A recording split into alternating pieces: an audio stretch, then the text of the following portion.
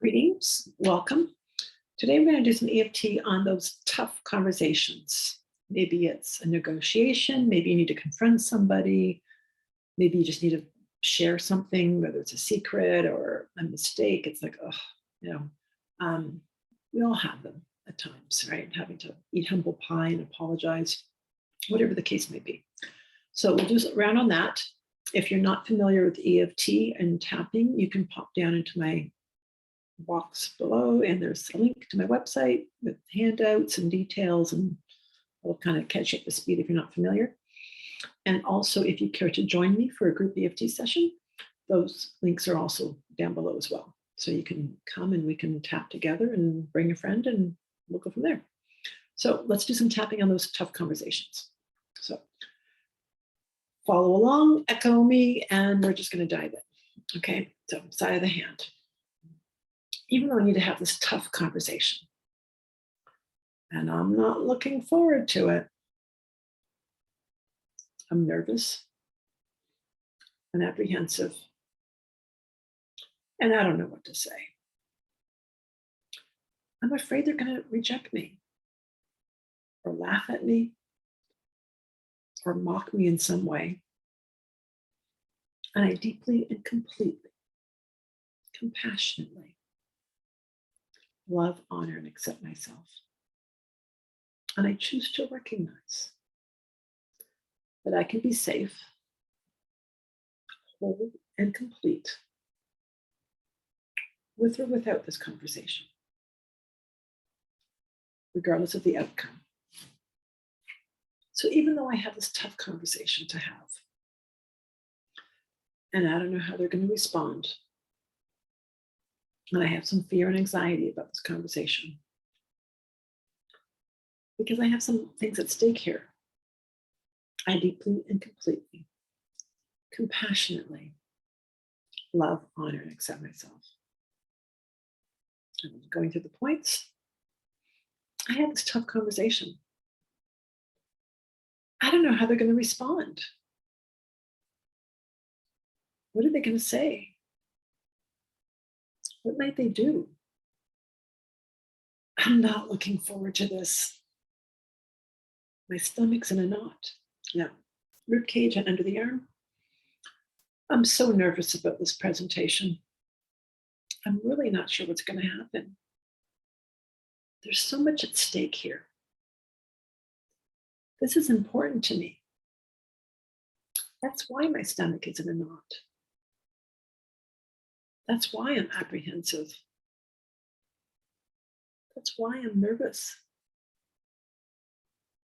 I care about the outcome. I care about our relationship on some level.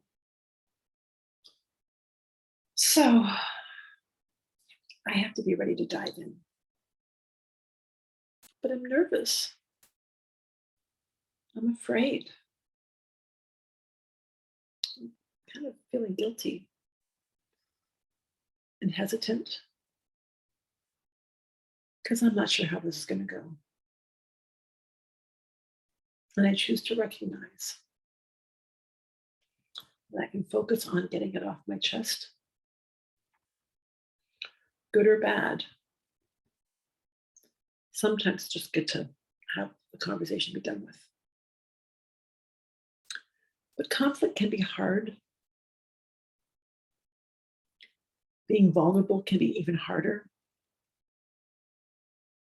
Expressing my truth, it's not always easy.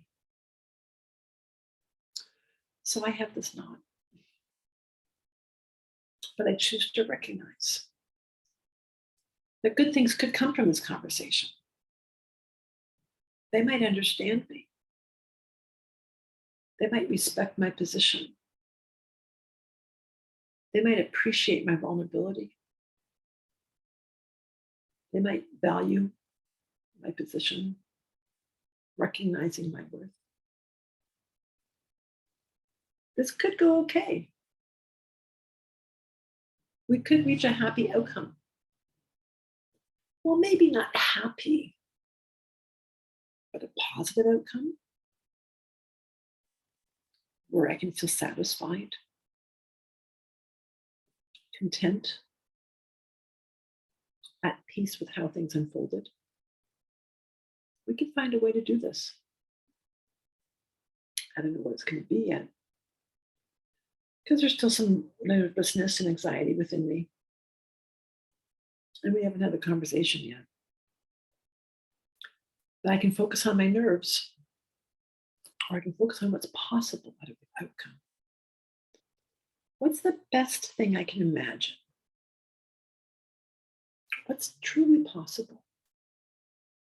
How can we create this so it's a win-win for both of us? In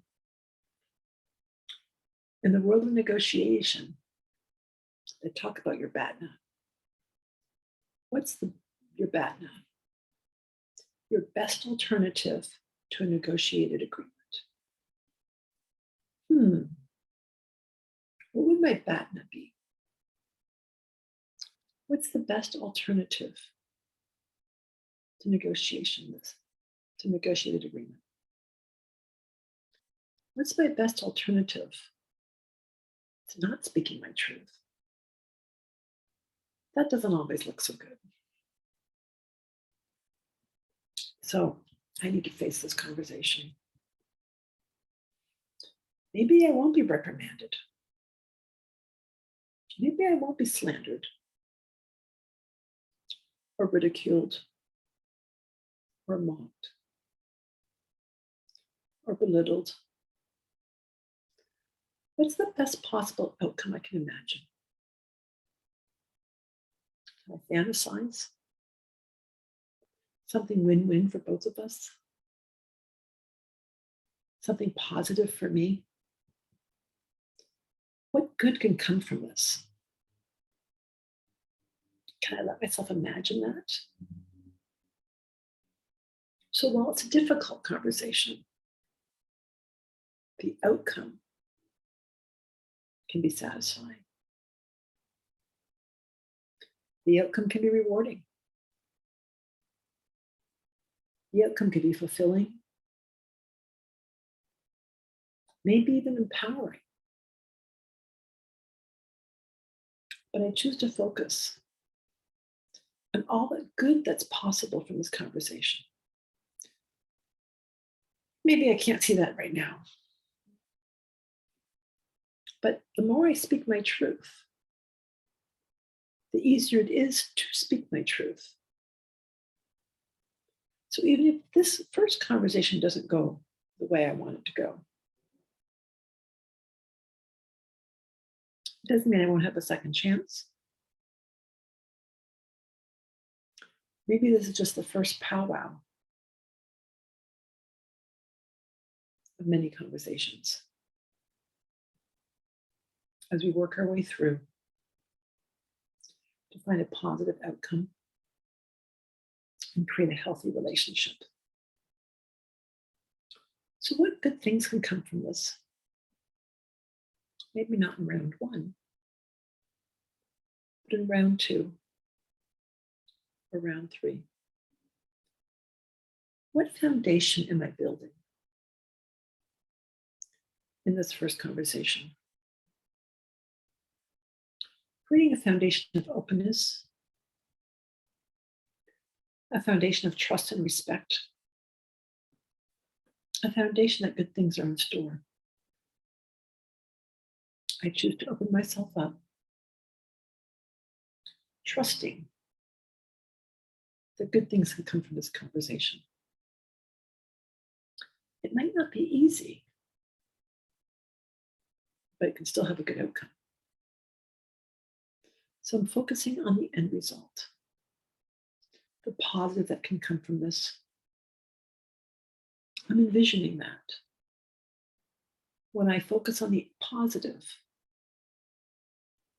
when I focus on the best that's possible, I can find my steps to that outcome. So I'm focusing on all that's possible, focusing on all that's good, because there's a lot of good that's possible. And I choose to honor and respect me in the process. Speaking my truth, respecting myself, and opening myself up for what good can come my way. Trusting that only good lies before me. And if I can't see the good in this first conversation, trusting that something more will come and things will unfold positively over time. Because I have the belief that everything is always working out for me. And only good lies before me. Therefore, all is well, and I can be at peace. Take a deep breath, grab some water, juice, tea, whatever, and repeat the video if you need to go through it again, because some conversations are hard, so it may take a few rounds to clear some of that anxiety. Wishing you well, and hope to see you on another video or join me for good calls. Thanks. Bye for now.